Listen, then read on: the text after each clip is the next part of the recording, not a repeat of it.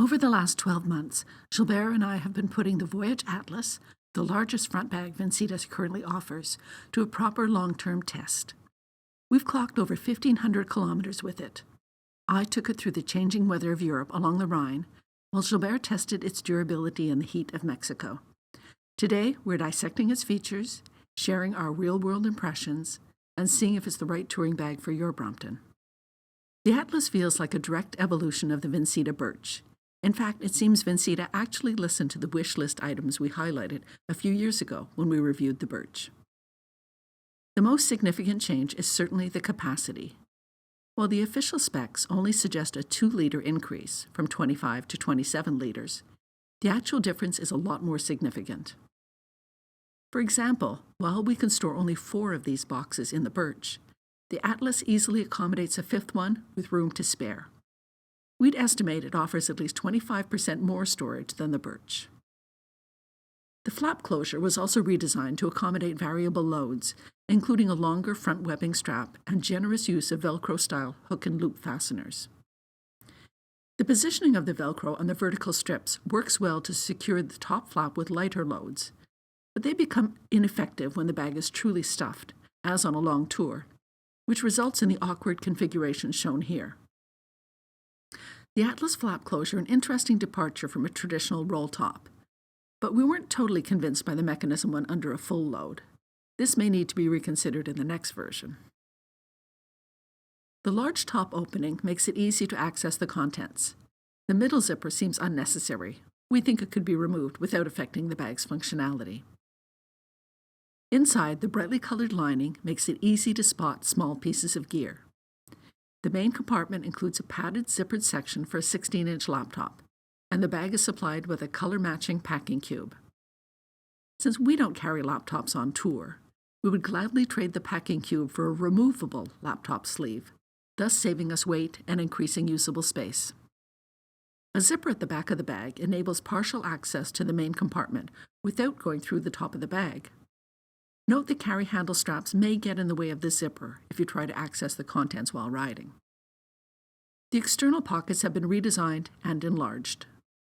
The front pockets incorporate mesh dividers and a key lanyard. We use them to store quick access items like keys, headlights, first aid kit, bicycle tools, spare tube, and folding tire. We use the back pocket to store daily items like arm warmers, utensils, hand cleaner, power bank, or toilet paper. We wish it was even bigger, in line with the pockets of the large burro bag.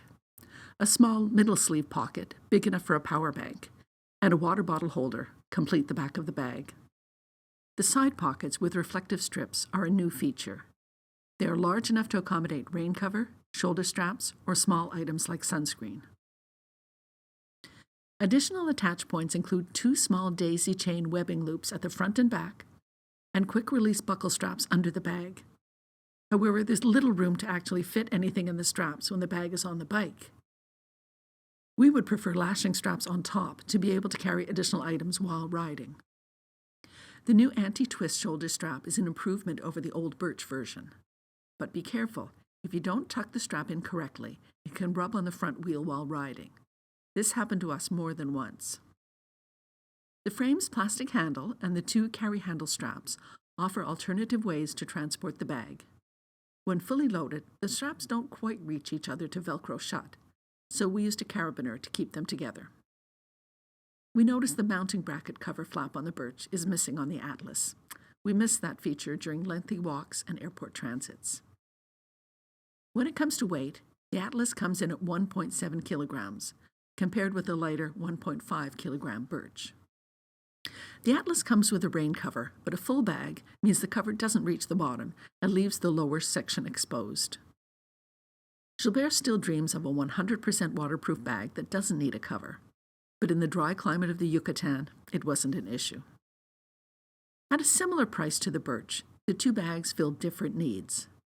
The Birch is perfect for an overnight or a weekend getaway, but for multi-week cross-country touring, the Atlas is the clear choice. Its main rival is the classic Brompton Burro large roll top. Their volumes are similar, but the Atlas saves you about $100, which is a lot of celebratory beverages along the route. Let's review the pros and cons.